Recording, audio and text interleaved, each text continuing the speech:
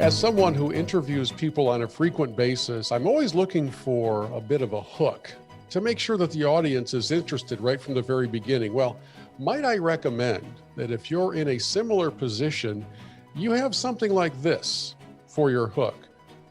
Be it showdowns with angry hippos, tropical nuclear attacks, or billionaire shenanigans, Ken Streater is motivating others to foster positive change.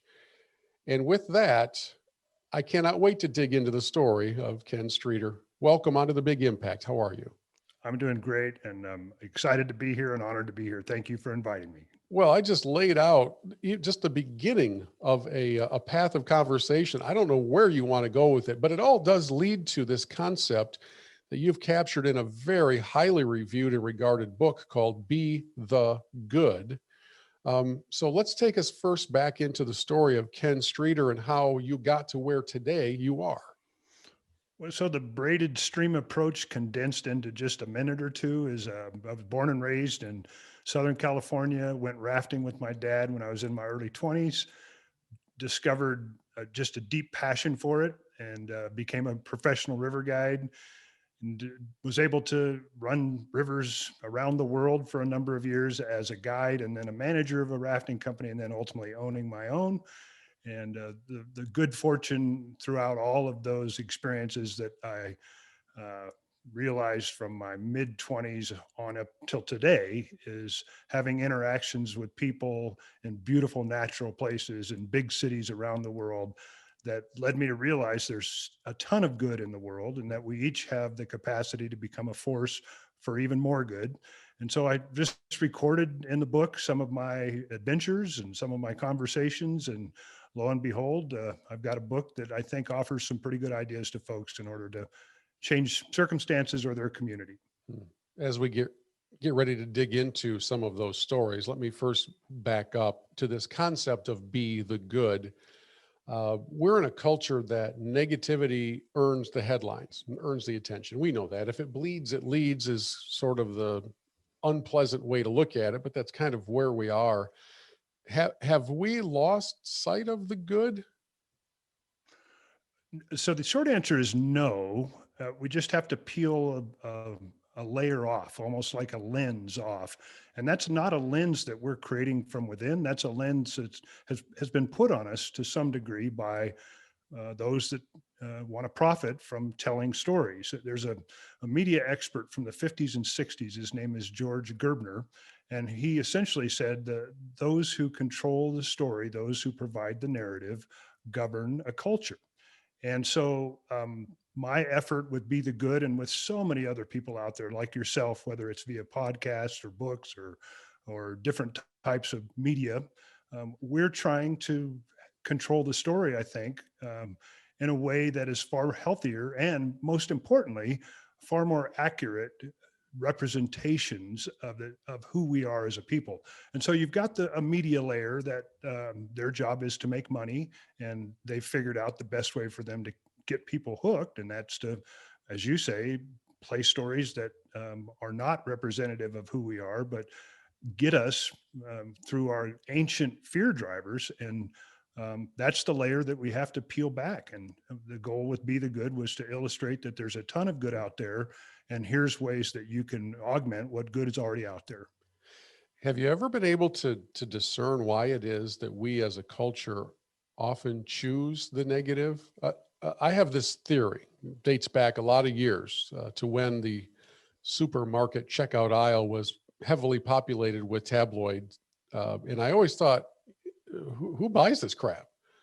Well, somebody does, or they wouldn't keep producing it in full color fashion on a weekly basis. And now I'm sure those are still at the supermarket. I just don't go to the supermarket much anymore. But I do know that places like Twitter are heavily dominated by negativity. And certainly a lot of our news media across the board is dominated by controversy and things that are designed to keep you clicking and paying attention. Have you ever been able to figure out why it is we allow that, or we in essence hire them to do that? Because if we're not watching, they're not going to do it. It goes way back than just a few years to the National Enquirer and the supermarket line. It actually goes back to when we were evolving as humans. And there's these two glands in the base of our brain called amygdala. Some might say it's one gland, but the amygdala is designed for us to stay on ready alert, on high alert, to be vigilant. And of course, an extension of that can be fear. And that system is in place in order for us to be able to survive situations that are literally life threatening. Now, in the old days, it might have been a bear coming into your camp, or who knows, a mastodon getting ready to trample on your buddies. But that ancient fear driver remains. And so it's capitalized on by the people that are peddling stories that alarm us. And we're evolving. We've evolved as a species to the point now where we work in communities and we communicate and share things. And one of the things that we're sharing is now increasingly, I believe, stories of goodness in order to tamp down, to offset that ancient fear driver that's marketed to time and time again, day in and day out. And it used to be, of course, that with the news in the 50s and 60s and even in the early 70s, that it was a 30-minute, maybe an hour and a half altogether with local news inundation or broadcast to us about what was happening. And then came cable, and then came social media, then came all the things internet. And so now we are literally bombarded by stories that are actually designed to scare us.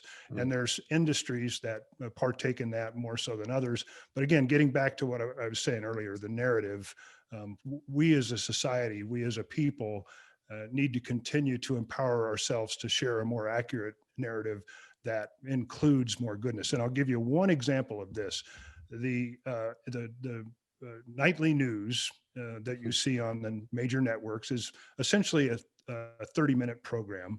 But of that time slot, 22 minutes are dedicated to stories, because there's actual time out for commercials during which the people that are paying the media's bills get a chance to ply their wares. That's where all the pharmaceutical companies get to spend their money. Yes. And insurance companies, Right. yep, those that are capitalizing on our fear. Yeah. So what happens out of that 22 minutes, we are hit with generally anywhere from 20 to a half minutes to 22 minutes of bad news. Yes. People dying, pollution, violence, discord, dysfunctional government. And so if you take that and put it into a percentage basis, you're at somewhere between 90 to 95% of what you're being pitched as caustic and negative and just harmful, unhealthy. Now you go outside and you walk around and ask yourself if 90 to 95% of what you're seeing is as threatening as that broadcast. Right. And by the way, because they do understand that they have just flooded us with negativity, every one of those newscasts, every one of them, it doesn't matter what network you're watching, end with a cute puppy story. They always end with something that's supposed to make you smile and say, oh, man. And that's, to me, that's the surest tell that they know that they have just beaten us over the head for the prior 21 minutes. It's exactly right. We're at our most vulnerable at that point. We are distraught having watched the news, although we've become somewhat The hardened to sky it. is falling. And to reward us with this positive love, your neighbor's a good guy after all story that is that 5 to 10%. It does allow us to kind of rejigger, but it's another way for them to addict us to their broadcast. Well, I'm glad that you're trying to be a force for good. Again, the book is called Be the Good, and these experiences that you've gone through in your life, both as a river guide and other parts of life, are so formative to this story. So I just want to dig into some of the little teaser headlines that I read at the beginning, and let's learn the story. So I got to start with the angry hippo attack. What in the world is going on there? I did used to play the game Hungry Hippos, but I'm guessing this is slightly different. Yeah, it is. And there's so much goodness in the world. And I'm glad that this podcast is going to focus on that. So the angry hippo story, I was in Africa, in Botswana, an area called the Okavango Delta, with some friends of mine. And we're in these tiny they're called makoro, or dugout canoes, where the sides or the gunnels are sitting, if you've got 2 inches or 3 inches of exposed wood above the water, that's a high sitting makoro canoe. And the guides in these canals in the Okavango Delta are standing on these two rails with a large pole, kind of like the Venetian gondoliers. But instead of standing on a stable platform, they're standing on these two narrow rails, and they're pulling or pushing you through these reed lined micro canals that in some cases are 5, 6 feet wide. So my friend Dan Grant and I were in one of these boats. There were 3 boats altogether. It was basically a water-based safari. And we had pulled through a number of different canals and see all kinds of different wildlife, water buffalo and giraffe. And then we came around this corner of this one somewhat narrow canal, and it opened up into a larger pool. And from where I'm sitting to across this room, 10 feet to where most people are sitting in their car, looking out to their front of their hood or whatever, there were 4 sets of hippo eyes. And hippos are notoriously territorial. Hmm. 2 sets of those hippo eyes, so 2 pairs of those hippo eyes belonged to hippo mothers, and 2 belonged to hippo babies. Oh boy, that's a volatile combination if I have ever watched Discovery Channel. Yeah. And we were, fortunately or unfortunately, depending on how you want to look at it, we were in the lead boat, and the guide immediately put his pole in the water and stopped any forward progress, and then whispered over his shoulder to his fellow guide something in Botswanan that I would never have any idea what they were saying. But I Probably a think profanity. I'm thinking it was the equivalent to "oh crap" or something even worse than that. Right. And we literally sat still for a minute, not wanting to move for fear that the hippos would think that we were progressing on them, to not wanting to back up to show that there was weakness. And because of the fact that I had a friend that was the river guide on the Zambezi River who once had her raft in the jaws of a hippo that threw it around like a rag doll in a dog's mouth and launched all of the people out of her raft, I knew that we were in peril. And so thankfully, by the grace of God and the good, clear thinking of these guides, sitting there, I think somewhat watered down the intensity. And then as slowly as you could possibly back up an inch a minute, the guides brought us back out of that pool and down into another canal, and we escaped unbitten, uncrunched by these hippos. Yeah, because my understanding is that hippos are among the most aggressive and volatile creatures in all of the wild. And it sounds like what you're saying is there's a fine line between retreating too quickly or maybe trying to get past them, because it doesn't sound like your odds are very strong trying to get past them. Yeah, I could tell you from the way the guides reacted, the way we were watching them react, that they had absolutely no thought of going forward. And you're right. If you retreat too quickly, and basically if you just do anything too quickly, whether it's a grizzly bear or a hippo, the idea is to not add any alarm to the situation, and we were able to back off from there. But yeah, from your driver's seat to the front of your car is where I sat with these hippo eyes staring out at me saying, "Bring it, baby. Come on, just try me." That moment, I would guess, would make the heart rate increase just a bit. It did. It very much so did. And I've had a few of those. Another story that you alluded to was the tropical nuclear attack. And I'm gonna get to that one here just a minute. Right on. We need to take a quick break here on The Big Impact, and we'll continue with Ken Streater after this. Great. Our guest here on The Big Impact is Ken Streater. The man has the kind of adventures in his life that few can compare to. And the book that he has written is called Be the Good. Let me read to you just a short testimonial for the book. It said, "This short, inspiring book had me from the nuclear missile opening to tearjerker movie close.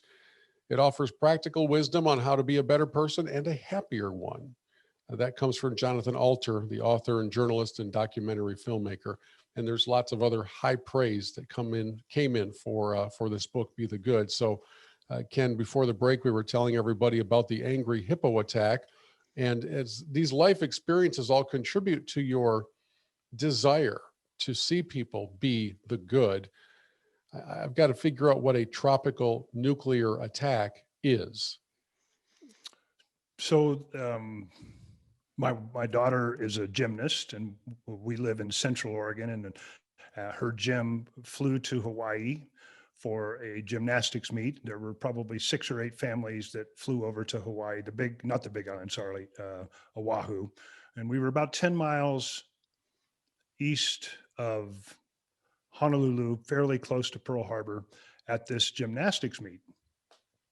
And this one gets me still. It was quite an experience. So I dropped my wife and Delaney, the gymnast daughter, off at the meet, and my son and other daughter went to the grocery store to get a couple of candy bars for some friends that we were going to sit with in the crowd. And on the way there, my son says, Dad, did you see the alarm? Did you see the alarm? Did you see the alert? I said, "No." remember this story.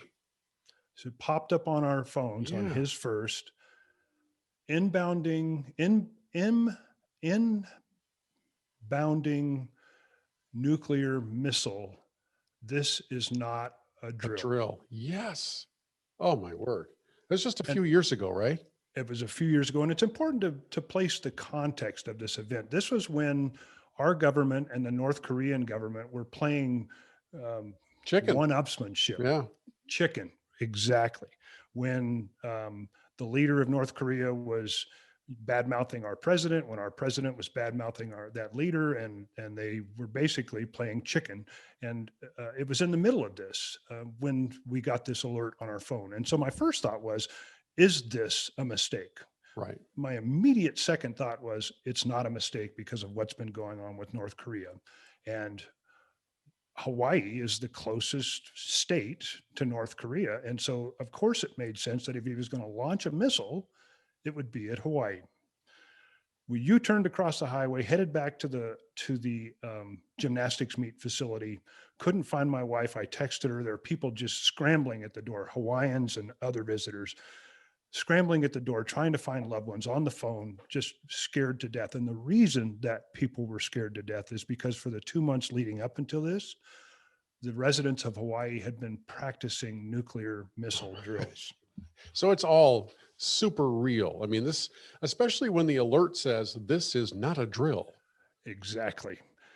So I called my wife. She was back in the far corner, deep into a locker room within this facility that all the people had been instructed to go into, because the nuclear alert drill was to get people trained to go into the deepest, most protected part of the building. My thought was, I'm going to grab the rest of my family and head north to as far away from Pearl Harbor and Honolulu as we could get. But I was told, along with my son and daughter, to get back in this room. And as we're entering the room, the director of the meet gets on a microphone, and these are his exact words. Folks, we have 15 minutes to impact. All we can do is pray. Wow. So we're huddled in this locker room with about 50, 75 people, families with young girls and sons and mothers and fathers. And we're all just, completely in shock. Some people are crying. My daughter asked my wife and I if she was going to die, and we both said no, and it'll be okay. And I was looking at my phone, just screaming at it to say it was a mistake, that it's not coming. And so were so many parents in there. And I have to tell you, the mood was complete helplessness, and 15 minutes waiting for your family to die is a lifetime. And we all just prayed, hoped for the best. Whatever you do in that situation, put your arms around your kids. My son leaned against the wall. He was older. He was 14 at that point. And he's looking at his phone, and I can see that he's texting things, and he's just kind of off to himself, being quiet. And so we stayed like this for several minutes until one father said, it's a mistake. He had pulled up a Twitter feed from a local Hawaii state congressman. And then these gradually became more prevalent. They started popping up on different people's phones. And And when we realized that it wasn't a actual likelihood, that it wasn't that we were going to die in that moment, when you're in a situation like that, you put a lid on your emotions as best as possible in order to just deal. But when we all realized that we weren't going to be attacked, the emotion lid blew off and people literally crumbled and wailed to the ground and Mm. crumbled to the ground and wailed. And we exited the locker room. I asked my son what he was doing, what he was texting. He said, I was texting my friends to tell them I was sorry if I'd ever been mean to him. Wow. Wow. So there we are now at the edge of this gymnastics meet. And this is where this story matters and Be the Good. We're all at different times in our day, just certain of things that are trivial or that anger us or that just put us in a bad mood. We become certain. I was pissed off that morning because we were 5 minutes late to the gymnastics meet because we'd gotten a late start from our condo. And so we were driving down this beautiful, beautiful Hawaiian coast in the morning, sunrise on the ocean, and I'm upset because we're 5 minutes late. And I was certain that that was going to make all the difference in the world with my daughter's ability to perform that day. The chapter title is Be Less Certain. And in this moment, what I realized is that time is precious and love is everything. And there's nothing that you need to be certain about other than that.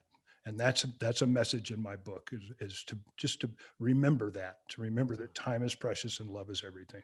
That's powerful. And by the way, um, whether it's in the context of how we live our lives and how we view events, or in the context of your faith and eternity, we're often thinking about this question: what if I knew this was my last day? We don't usually know that, but what if I knew? What if an alert came to my phone and it said, Bill Hobson, this is your last day. This is not a drill. Yeah. Yeah. And somehow that was legit. It would completely flip over how we do and view everything, from our Exactly. jobs to our relationships, to the things that we worry about. The 5 minutes late didn't bother you very long after you went through all of that.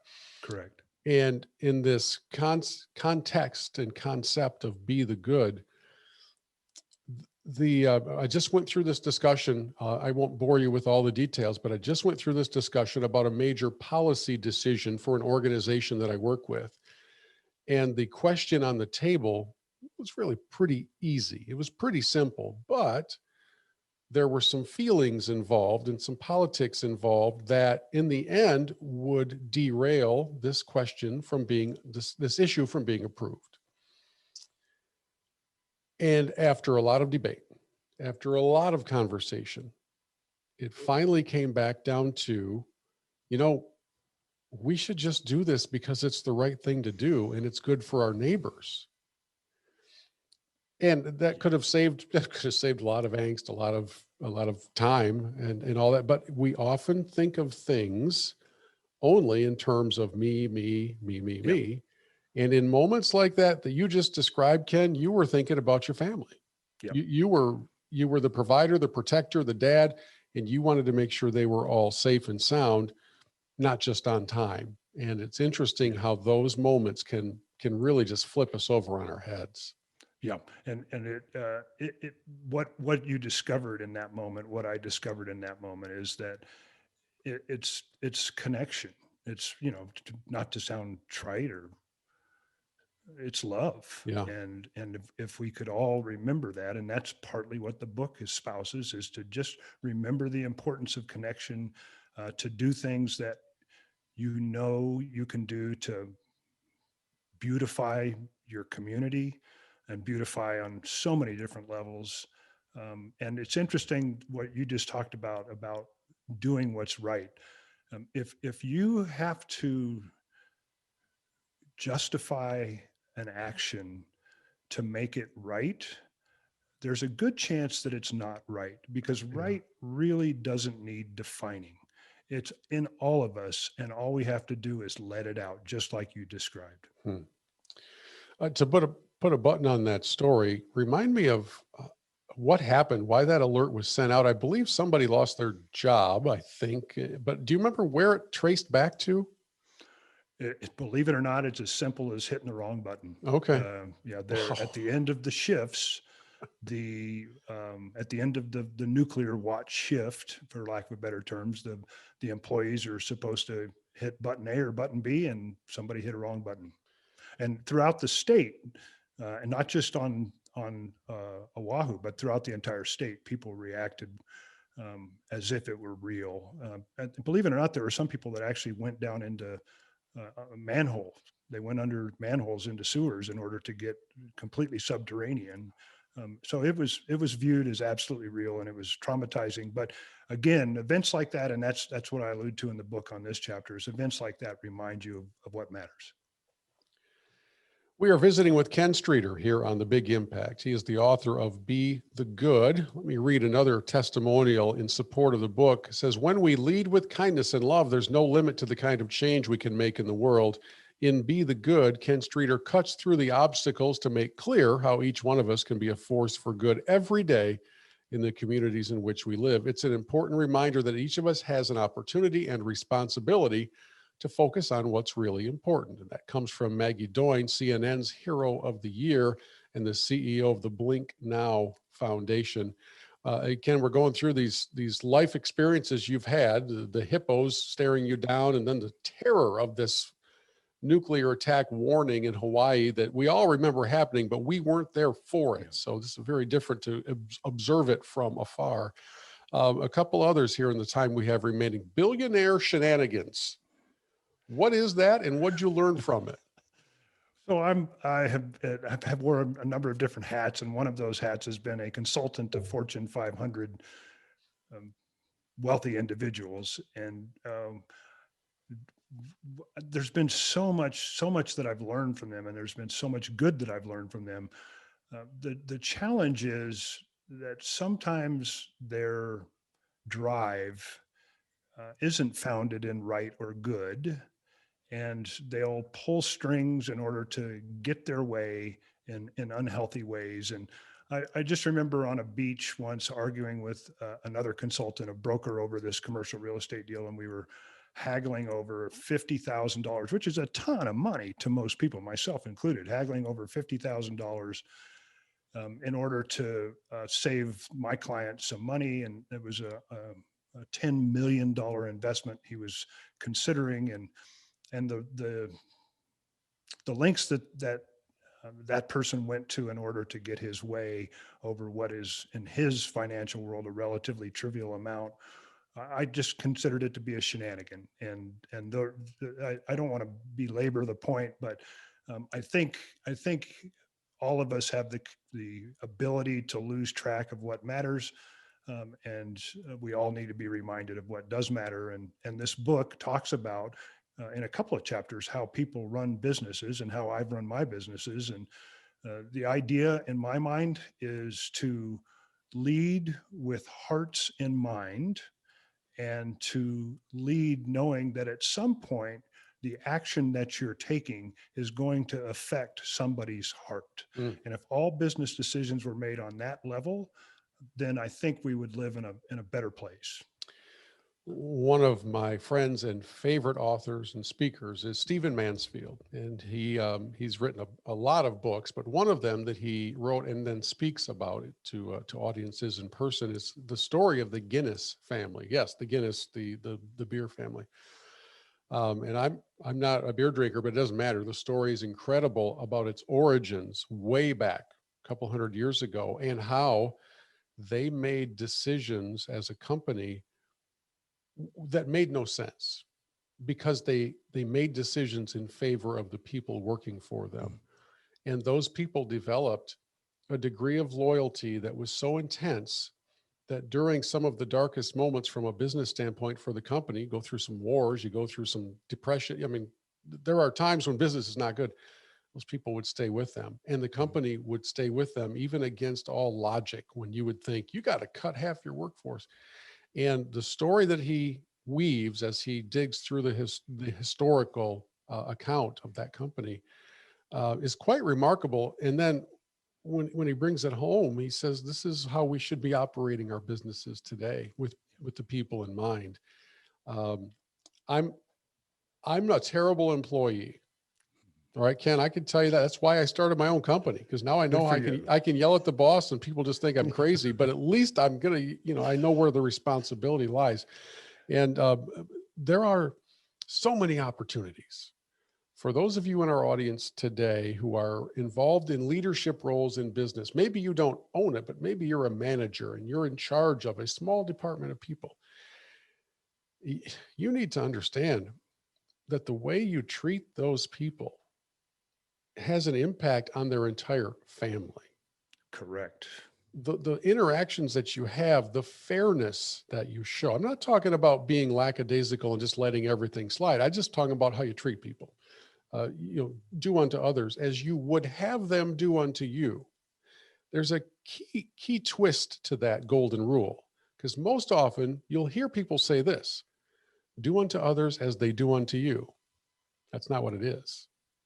It's do unto others as you would have them do unto you. Mm.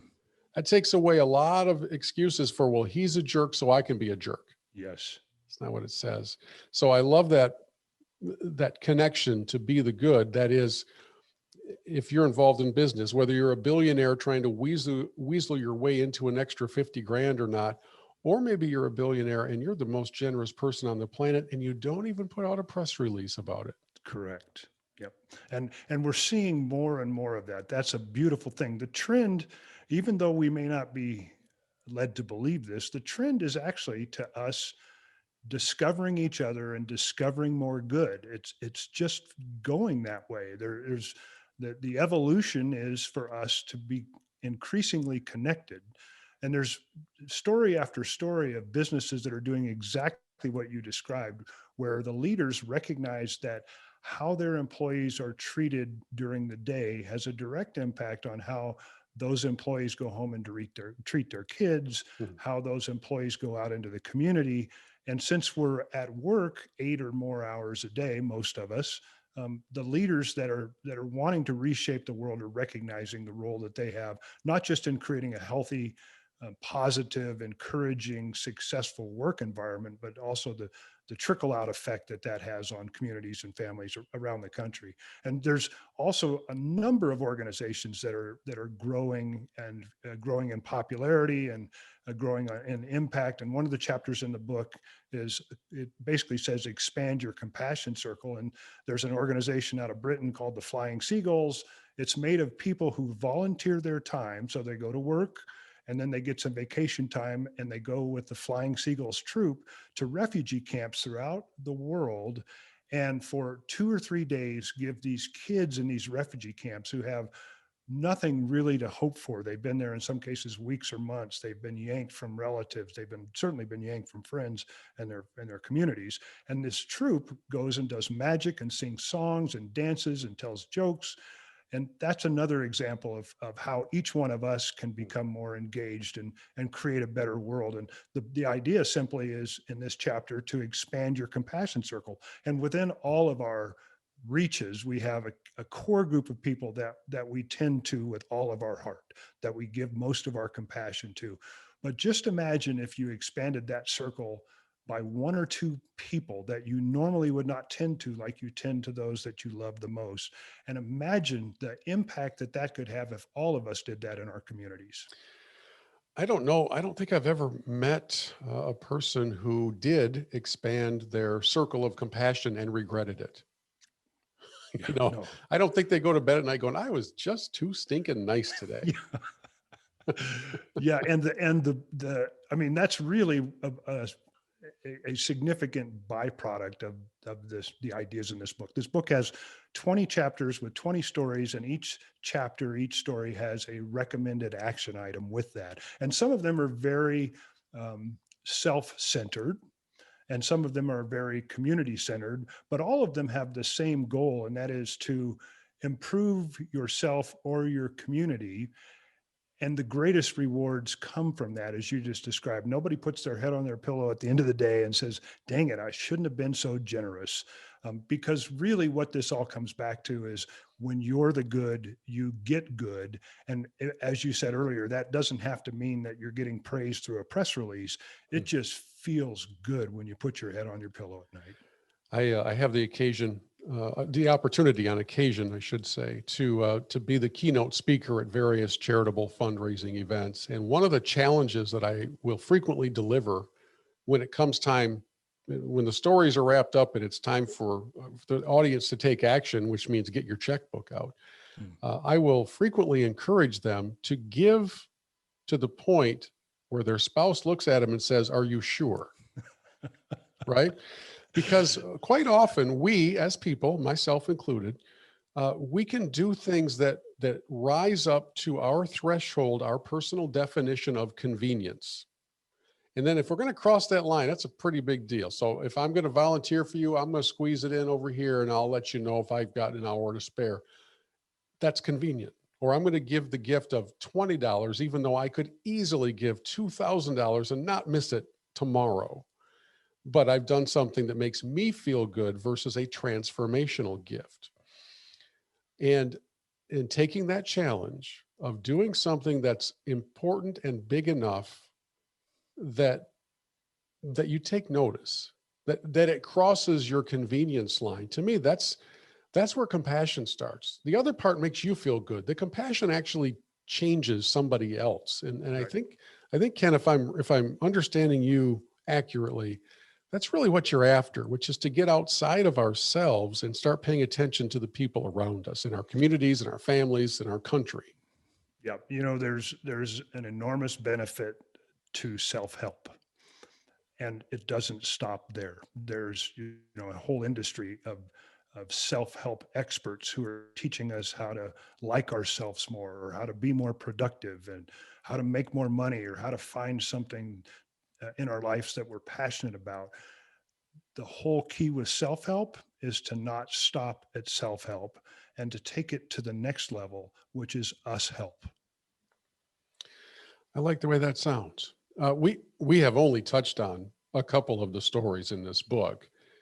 Your life of adventure is probably worthy of being made into a documentary or a movie. I mean, we'd have to go back and kind of get the hippos to cooperate for the recreation scene, and on we go. But what's next? Do you have more adventures in store? Are you settled down now into writing and kind of encouraging people? Both. I still do a lot of rafting trips with friends, and we've got a couple of great trips with family and friends planned for later this spring and summer. I've actually spent a lot of time in Norway, and we're going to do our 35-year reunion with a bunch of adventurers in Norway next summer.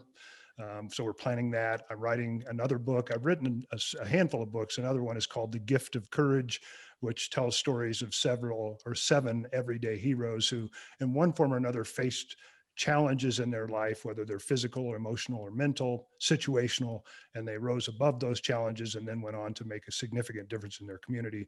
I'm writing my next book right now called The Art of the Heal, and that is one that's designed to help us come back together and recognize the value to connecting. So I'm doing a little bit of everything, but adventure is still a big part of my life. Well, you can find out more about Ken, his books, his projects online at Ken Streater, as it's Streater. I say that, Ken, because in my part of the world, there's another gentleman with the same name that some people might think you're him. Just so you all know, in the middle part of Michigan, this is Ken Streater in Oregon, and it's Streater. The book that we've talked about most is Be the Good, and you can find the other books on the website. And man, thank you so much for kind of bringing us along on the adventure, and more importantly, on the message behind it. It's really been a pleasure. And to your viewers and listeners out there, your show from where I sit is phenomenal. And if you want to take an example of being the good, it's your show. And so we're so grateful to you for the work that you're doing. Thanks much.